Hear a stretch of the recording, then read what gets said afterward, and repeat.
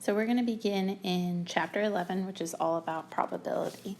The first section we're going through is 11.1, which is about empirical and theoretical probabilities. So we're going to start with a bunch of definitions because we're going to continually use them and it'll help us calculate actual probabilities later on. So the first one is an experiment, and what that is it's a controlled operation that yields a set of results. So you do experiments in a lot of your classes, or a lot of your science classes, there's possibilities of what could happen from there. What those possibilities are called our outcomes.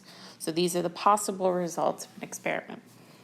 So within each experiment, you could take a smaller group of them, and that would be called an event. So maybe you want a specific thing to happen. The set of all of these possible outcomes is called our sample space.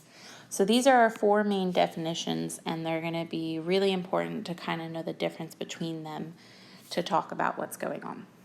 So let's look at some examples of different possibilities and what the sample space and what some possible events are. So the first thing we could talk about tossing a coin. And then one possibility, when you toss that coin, is it could land on heads. The second possibility is tails. So we would indicate that our sample space is going to be denoted by S. There's two possibilities. The first one being heads, the second one being tails. So within that, you have two possible events that could occur.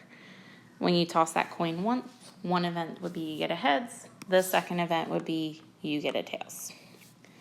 Now, if we consider a different experiment, which would be rolling a die, and we think about our sample space, there's going to be 6 possibilities. So you could get a 1, 2, 3, 4, 5, or 6, and those are the possible outcomes for rolling this die. So if we consider a specific example, maybe the event where you get a 2, a 4, or a 6, what that would be is that you roll an even number on that die. So one more example, let's think about tossing a coin twice. We've got then 2 possibilities we need to consider. So the first one, you get a heads and then you get a heads. Another possibility is you get a heads first and then you get a tails.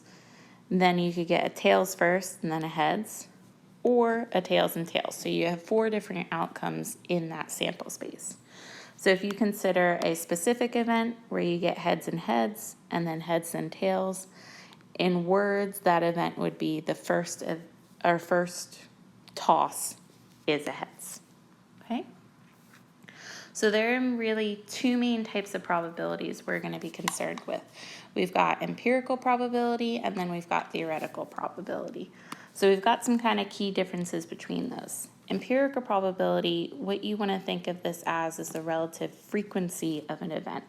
So this is something that has to be observed. You've got some type of experiment, but you aren't going to be able to assume that everything is going to happen with chance. So if you think of any type of survey across the country, they tell you 4 out of 5 dentists tell you should use this. Well, that's going to be some type of empirical probability because it's got to ask a bunch of people. There's no set exact probability for it, but we can get a good idea of what's going on. Theoretical probability, on the other hand, is going to be a study of possible outcomes. So you know all of the possibilities, and what you're going to do is you're going to try to see what events can occur. Does everything occur at the same chance? And you can kind of go from there. So when we go to actually calculate empirical probability, you've got to know how many times this experiment was performed. So we're going to have a fraction, and then the denominator is going to be the total number of times this thing was performed. Up top, you want that probability of a certain event. You're going to see how many times that particular event occurred out of the full number of it.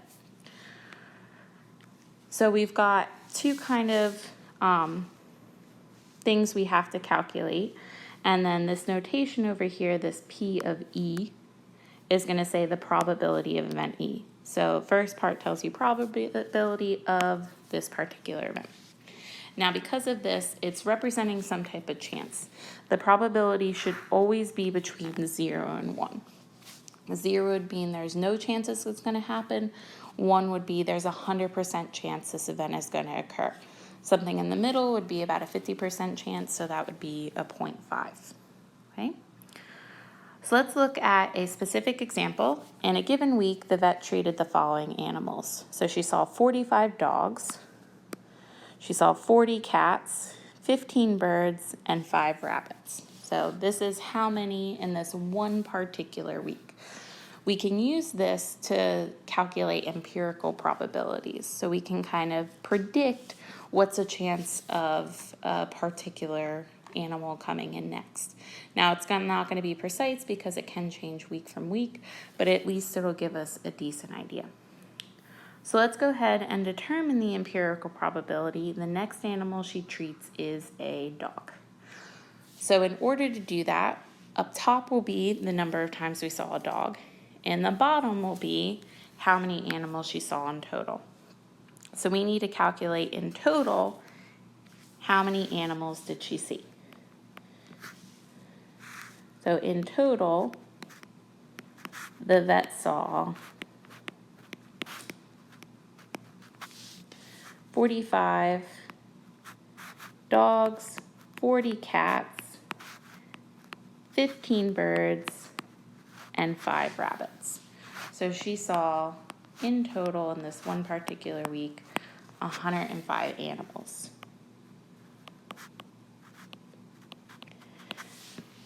So the probability, the next one is a dog, is going to be the number of times she saw a dog divided by the total number of visits. So in total, there were 105 visits, 45 of them were dogs. And you can go ahead and simplify this. And if you divide top and bottom, they're both divisible by 15. So if you take this, divide by 15, divide by 15, then you can reduce this probability to 3/7. Okay, so there's a 3 in 7 chance the next animal she treats would be a dog. So we can do the same type of thing with cats. She still saw 105 patients in total. So the probability of her seeing a cat would be the number of times she saw a cat divided by the total number of visits. Okay, so 40 times she saw a cat out of the 105 animals. And again, we can reduce this. So both of them are divisible by 5. And the cleanest probability we can have is 8/21. So there's an 8 in 21 chance that she saw a cat next. Okay? So we've got a few important things that happen. One of the major things in probability is what's called the law of large numbers.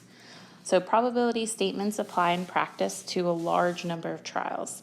It's a relative frequency over the long run that is accurately predictable, not individual events or precise totals. So what this means is these two probabilities we just found are okay, but we didn't do this experiment a number of times. So maybe if you think we're testing something that's going to be a medical device, if you're only going to test it 100 times to see if it's accurate, that's not good enough. So maybe you saw 3 out of 100 times the thing failed. You can't say there's a 97% accuracy rate because that's not enough trials. Over a long period of time, you've got to go through millions and millions and millions of experiments. So that's what this law of large numbers is telling us. You need to have a large number of trials to make this thing accurate. So we can use this concept of the law of large numbers to help us out when we assume something is equally likely. So what that means is every single outcome has exactly the same chance of occurring. So some examples you could think of: if you toss a coin or roll a standard die, then both of those are going to have equally likely outcomes. You've got a 50-50 shot of getting heads or tails. You've got a 1 in 6 shot of getting any of the specific outcomes on a die. So in that case, we could actually calculate theoretical probability. So it's going to be done pretty much in exactly the same way as empirical. In the bottom is going to be the total number of your possible outcomes. And you want the number of outcomes that are favorable to your specific experiment or event that you're looking at. So the probability of event E is the number of outcomes favorable to event E over the total number of possible outcomes. So let's take a look at an example. We've got a fair die, so it's not weighted in any way. We want to determine the probability of a couple of different things. So first, we want to see what's the probability that a 2 is rolled. So if we look at our possible outcomes, we could roll 1, 2, 3, 4, 5, or 6. The only outcome that is favorable to us is this 2. So we have one outcome out of 6 that will give us the result we want. So the probability that a 2 is rolled is the number of outcomes that result in a 2 divided by the total number of possible outcomes. So you have a 1 in 6 chance of getting a 2. Now when you start to change the event to not a single possible thing, or not a single possible outcome, like rolling an odd number, we want to see what are the specific outcomes that give us what we want. So same possibilities, you have a 1, let me erase this 6 because that is clearly not an odd number, a little typo on my part. The outcomes that result in an odd number are 1, 3, and 5. So you have 3 possibilities out of the 6 that will give you a favorable outcome in this event. So the probability of an odd number is 3 out of 6, or 1/2. Now when you get something like the probability a 7 is rolled, well, there are no outcomes that result in a 7. So there are none that are favorable to this event. So the probability that a 7 is rolled is 0 out of 6. It's not one of our possibilities. So there is no chance we're going to roll a 7 when the die is numbered 1 through 6. Okay? So we could do this for a bunch of simplistic examples. We can't get too crazy with what we're going to go through. So we've got rolling die. Another thing we're going to deal with a lot is decks of cards. So you want to brush up if you're not 100% familiar, but a standard deck of cards has 52 cards. You've got 4 suits. You've got hearts, diamonds, jacks, and spades. And you have possibility of a 2 through an ace. So we're going to look at the event where we're going to select a card randomly from a deck of cards. We want to first determine what's the probability that the card selected is going to be a 5. So, based on our normal deck of cards, there's 52 cards in a deck, and there's going to be 4 5s. So the probability of rolling a 5 is 4 out of the 52, and if you take both of these and divide them by 4, that is not a 4. There we go, divide by 4. You're going to see there is a 1 in 13 chance that you're going to select a 4 or a 5 from this deck of cards. If you change this to anything else, if you changed it to a king, you changed it to a jack, still the same odds for it. Now the probability of it not being a 5 is a little more difficult to calculate. You don't want to sit here and you don't want to think, okay, how many cards are left? We know 4 of them are 5s, so there are 52 minus 4, or 48 cards that are not 5s. So the probability of not getting a 5 is 48 out of 52. And same thing again, we can simplify that because both are divisible by 4.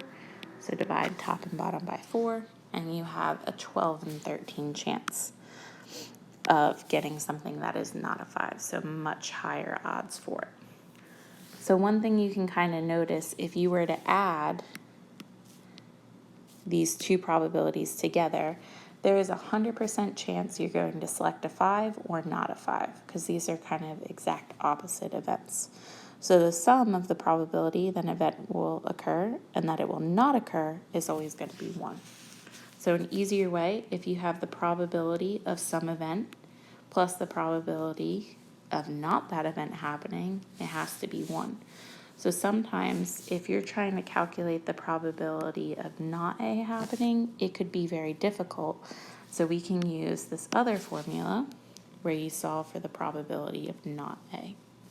So the probability of not A is 1 minus the probability of event A. So if you look at either example in the last one, the probability of not a 5, instead of going through it, is 1 minus the probability of getting a 5. So it's 1 minus 1 over 13, which still leads us to exactly the same probability. You have a 12 and 13 chance of not getting a 5. Okay? So let's try one more example and make it a little more complicated. We're still going to do the same thing. One card's going to be selected from random out of a deck of cards. We're going to determine the probability that this card selected is the 5 of diamonds. So that is a very specific card. It's only going to be one of those in the deck. Only one card is the 5 of diamonds. So the probability of this specific card is 1 out of 52. Okay. Now if we look at the probability the card selected is a red card or a black card. Well, every single card is one or the other. So probability of that is 52 out of 52. Every single card is red or black. So you have a 100% chance that this event is going to occur. If you change that ever so slightly and try to figure out the probability a red card and a black card is drawn on the single one. So I'm going to draw a single card and I want it to be both red and black. That's not going to happen. No card is going to be both colors. So the probability that the single card selected is red and black is 0. You have a 0 in 52 chance of satisfying this event. Okay? Now if we give a little more complicated even, maybe we want a card that's greater than 3 and less than 7. So we only have a couple possibilities. You could have a 4, a 5, or a 6, but I'm not going to be able to equal those endpoints. And we have 4 of each of them. So I've got 4 4s, 4 5s, 4 6s. So in total, we have 3 times 4, or 12 possible cards. So the way we could write this is the probability that our card selected is between these values is 12 out of 15. And again, we can reduce that. Everything is divisible by 4. So divide top and bottom by 4. You have a 3 in 13 chance of selecting a card that is greater than 3 and less than 4. So these two examples, B and C, are going to be very important. And and or make a huge difference. We've seen that with sets. We've seen that with truth tables. We've seen it with a bunch of different things going on. So or, one or the other has to occur. It's less selective, but and is very precise. So be careful when you're dealing with problems like that, but we will go over a whole section on it later.